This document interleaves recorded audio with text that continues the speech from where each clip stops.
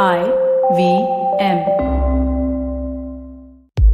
Today, to travel, technology is a really important part in navigating to different destinations. Are you aware that AI is a huge part of online navigation? You learn something new every day when you have an Intel-powered PC. Intel's Digital Readiness Program is here to empower everyone with the skill sets, mindsets, and tool sets to use in an AI-fueled world. So you can be ready to develop AI for even sports if you want to. As part of Intel's AI for Youth program, Intel's been working with the CBSE, Ministry of Education, and the Government of India to empower today's youth to build social impact solutions while demystifying what exactly AI is.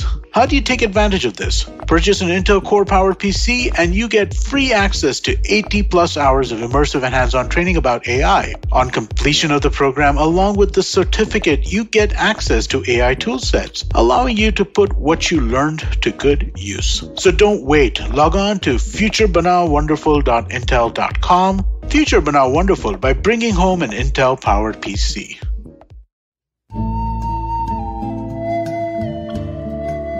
IVM के Hindi travel podcast टेढ़े मेढ़े रास्तों पर आपका स्वागत है। टेढ़े मेढ़े रास्ते ही क्यों?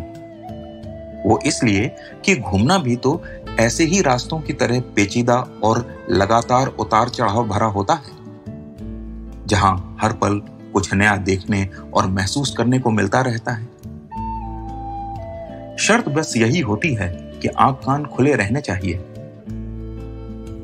मैं हूं केशव चतुर्वेदी और मैं आपको ले चलूंगा इस जबरदस्त यात्रा पर और सुनाऊंगा ऐसी मजेदार कहानियां शहरों, किलों, महलों, सड़कों और सबसे अहम इंसानों की, जो पिछले 20 साल से ऐसे ही रास्तों पर भटकते हुए मैंने सिर्फ आपके लिए इकट्ठा की हैं। तो आइए शुरू करते हैं। हिमालय में बौद्ध मठों का अपना ही संसार है। अरुणाचल प्रदेश से लेकर लद्दाख तक ये मठ फैले हुए हैं। लेकिन लद्दाख की वीरानी में बंजर पहाड़ों पर सफेद और लाल रंग वाले ये मठ एक अलग ही नजारा पेश करते हैं। असल में बौद्ध मठ को गोम्पा भी कहते हैं और भूटान में इन्हें जोंग भी कहा जाता है। लद्दाख में इन्हें गोम्पा बोलते हैं। अब यहां की राजधानी लेह के आसपास ऐसे ही कई गोम्पा हैं। इनमें से 3 ऐसे हैं जो सभी को देखने चाहिए। अब अगर आप मनाली से लेह आ रहे हैं तो शहर से काफी पहले एक जगह आती है उपशी और फिर आता है कारू। कारू से आपको सिंधु नदी दिखाई देती है, जो अंग्रेजी के एस वर्ण का आकार बनाते हुए बह रही है। उसके दोनों ओर थोड़ी बहुत हरियाली है और एक पहाड़ी के ऊपर आपको बौद्ध मठ दिखाई देता है। यह है स्तंका गोम्पा, जो भूटान के द्रुक्पा मठ से जुड़ा हुआ है।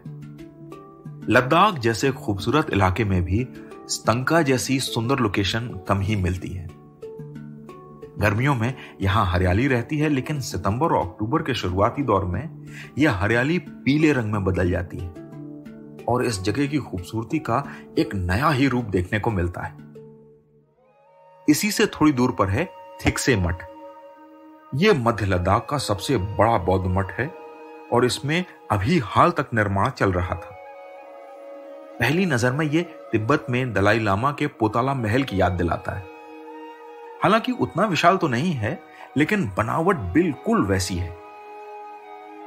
असल में यह तिब्बती बौद्ध मठ गेलूग से जुड़ा हुआ है और 50 साल पहले दलाई लामा यहां आकर मैत्री मंदिर की स्थापना भी करके गए हैं। यहां एक और खास बात है, यहां महिला भिक्षु भी रहती हैं। उनके रहने की जगह बनवाई गई है और ऐसी महिलाओं की संख्या बहुत बड़ी है। लेकिन इन सबसे महत्वपूर्ण है हेमिस मठ, और इस गोम्पा से जितनी कहानियां और किस्से जुड़े हैं उतने किसी और से नहीं।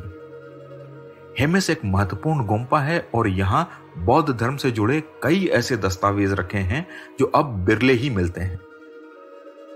जून और जुलाई में यहां हेमिस महोत्सव होता है, जो बौद्ध गुरु रिम्पोछे या पद्मसंभव की याद में मनाया जाता है।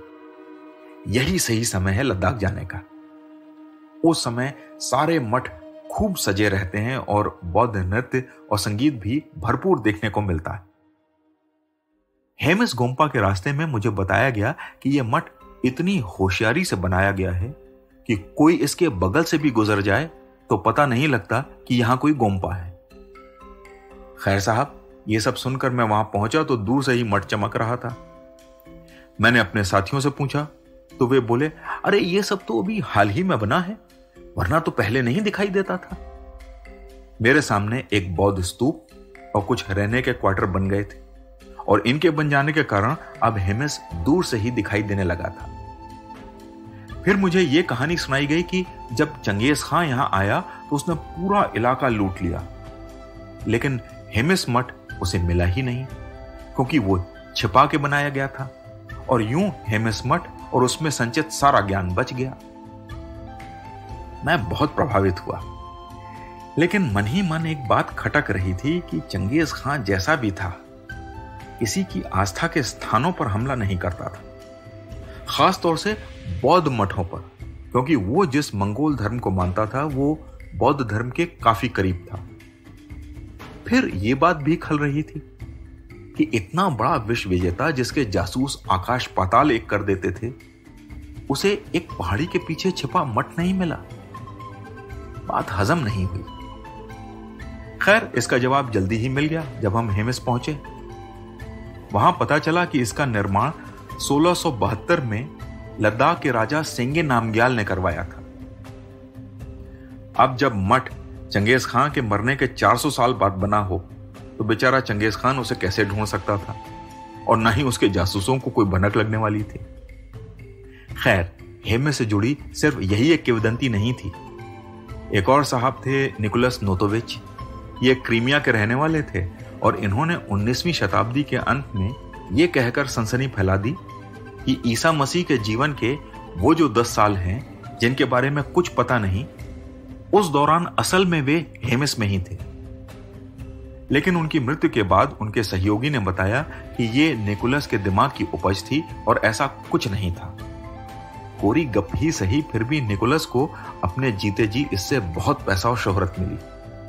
अब मरने के बाद बदनाम हुए तो भी उन्हें क्या फर्क पड़ना था। उनके कुछ समय बाद स्वामी अभेदानंद ने भी यही बात कही, लेकिन उन्होंने जिस लद्दाखी अनुवादक के कागज दिखाए वो नोतोविच की किताब की नकल ही थे।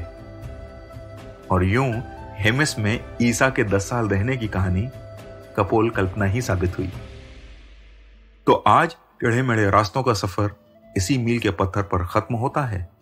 अगली कड़ी में फिर किस्सों के एक नए मोड़ पर मिलेंगे और वहां से नए मील के पत्थर तक साथ चलेंगे।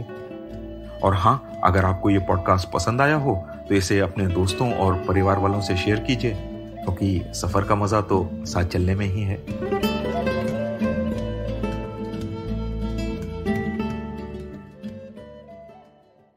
Hey everybody, it's been another great week on the IVM Podcast Network. On Storytellers and Storysellers, Vineet talks to Mansi Gupta, aka Max Play, about her rapid growth as a female gaming creator on YouTube. On Paisa Vaisa, Anupam speaks to Sandeep Bagla, CEO of Trust AMC, about the status of death funds during the pandemic and their importance in portfolios. On a show about crypto, Rohan asks the question, what is a crypto wallet? To Tarusha Mittal, podcaster and COO at Oro Pocket, Uniform and Cloud Reno.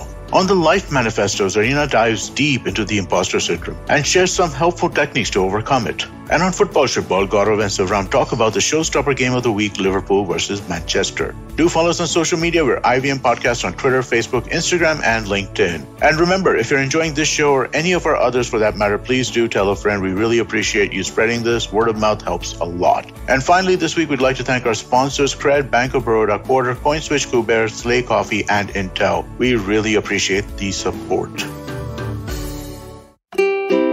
Habits? Routines? How exactly do they help us get better?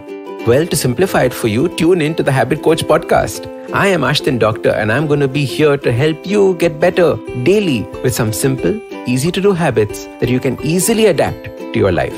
So tune in to the Habit Coach podcast from Monday to Friday, because I believe that awesome lives start with awesome habits.